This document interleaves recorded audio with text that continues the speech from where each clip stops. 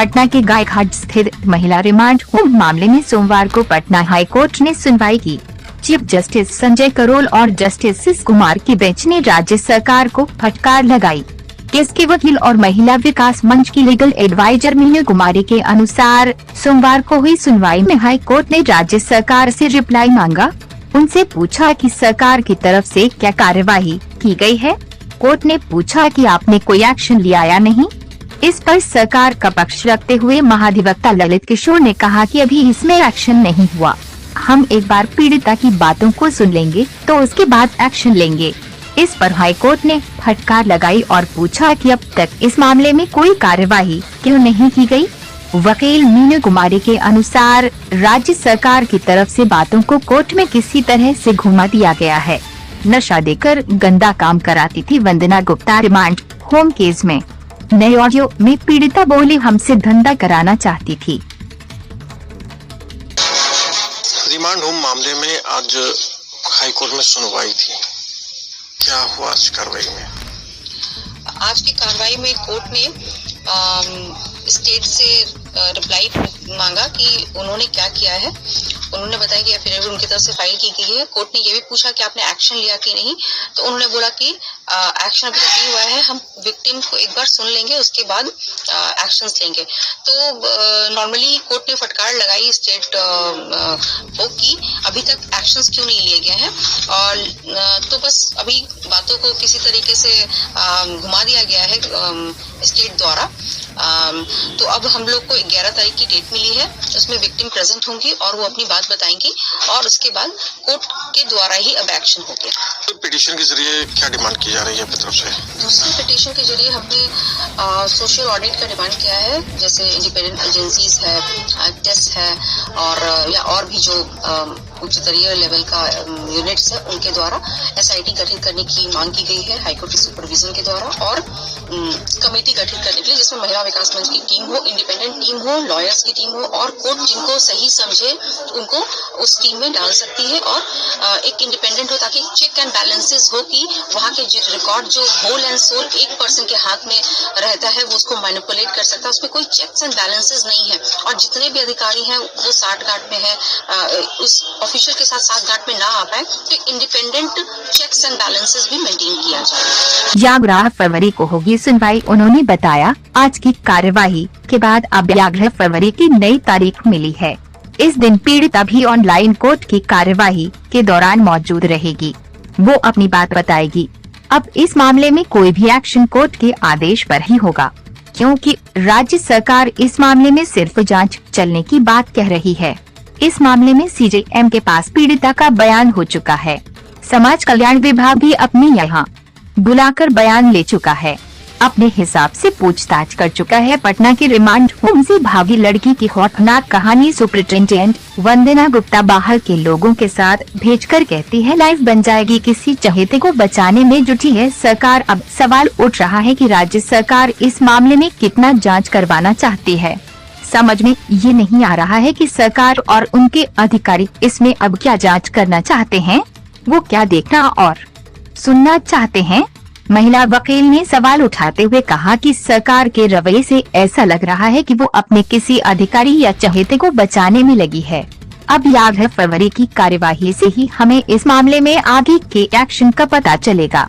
Remand home को clean chit सवालों में समाज कल्याण विभाग पीड़िता बोली, हमसे कोई मिला ही नहीं। मंत्री बोले, प्रधान सचिव लेवल पर होगी जांच। अमिताभ दास को दाखिल करना चाहिए पिटीशन। पूर्व IPS अमिताभ दास के दावों पर वकील मीनू कुमारी ने कहा कि उनके पास अगर कोई सूचना है तो कोर्ट को असिस्ट कर सकते हैं। इसके लिए उन्हें इंटरवीन पिटीशन दाखिल करना चाहिए। अभी तक तो कोर्ट पूरी तरह से रिकॉर्ड के आधार पर चल रहा है। हम लोग महिला विकास मंच का भी इंटरवीन पिटीशन आज दाखिल कर देंगे। इस पिटीशन में हमने रिमांड होम की सारी गड़बड़ियों को दर्शाया है। अमिताभ दास के पास भी अगर कुछ है तो दाखिल करें। पूर्व IPS अमिताभ दास का बड़ा दावा, रिमांड होम की लड़कियों ने किया था कॉन्टैक्ट। बताए 4 मंत्रियों के नाम जहां होती थी लड़कियों की सप्लाई, SIT बनवाने की हुई मांग। दूसरे इंटरवीन पिटीशन के जरिए हमने कोर्ट के सामने सोशल ऑडिट कराने की मांग रखी है। TIS या किसी भी सोशल इंडिपेंडेंट एजेंसी के जरिए ये ऑडिट कराई जाए। इसमें हाईकोर्ट के सुपरविजन में SIT बनाकर जांच कराने की मांग रखी गई है। कमेटी में वकील, महिला विकास मंच की सदस्य सहित इंडिपेंडेंट लोग शामिल हों, ताकि रिमांड होम की गतिविधियों और वहां चल रहे कारनामों की निष्पक्ष जांच हो, अधिकारियों के सांठगांठ का खुलासा हो। इस पिटीशन में बांग्लादेश और दरभंगा की कुछ लड़कियों का जिक्र है। वह वर्तमान में कहाँ है, इसका फिजिकल वेरिफिकेशन कराने की मांग की।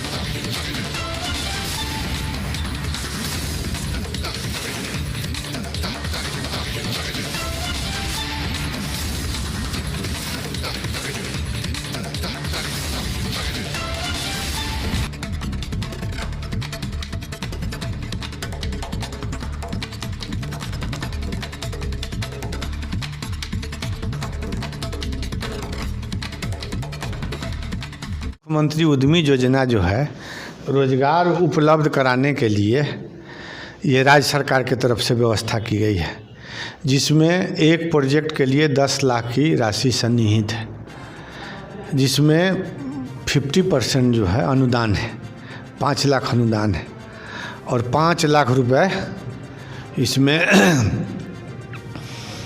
आपको सधाना है। तो वो देने का सरकार का टर्म कैसे है, कैसे लोग 10 लाख जो है रुपया वो कैसे लोगों को मिलता है? वो इंटर पास व्यक्ति को इंटर पास व्यक्ति होना चाहिए। किस्त मिलती है कि नहीं, एक बार हाँ, एक बार में। अब तो पहले 3 किस्त में था, पहले 3 तो अब वो 2 किस्त में हो गया, 6 लाख और 4 लाख, 60 और 40। तो पहले 6 लाख की राशि मिलेगी, उसके बाद तब 4 लाख की राशि आपको मिलेगी वर्किंग कैपिटल के रूप में। पहले शेड मशीनरी सब स्थापित कर लीजिएगा, उसके बाद तब मिलेगी। अब 50% लोन जो सधाने का प्रक्रिया है जी, उद्योग लगाने के जस्ट साल भर के बाद प्रक्रिया शुरू होगी कि लग जाएगा उसके बाद से, साल भर के बाद से। हाँ, पूछते जाइए ना, हम सब जवाब देते थे पॉइंट वार।